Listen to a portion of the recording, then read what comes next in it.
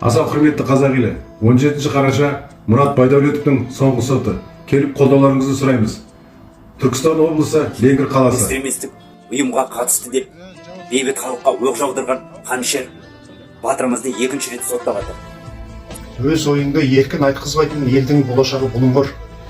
Біріккен ұлттар ұйымының адам құқықтары жөніндегі декларациясын өрескел бұзып отырғандар елді алдыға сүйремесі анық. Сондықтан біз халықаралық ұйымдардан, Еуроодақтан, АқШ мемлекеттік департаментінен, Канада мен Ұлыбритания елдерінің үкіметтерінен Тоқаевтан бастап, дербес санкция салуларын сұраймыз.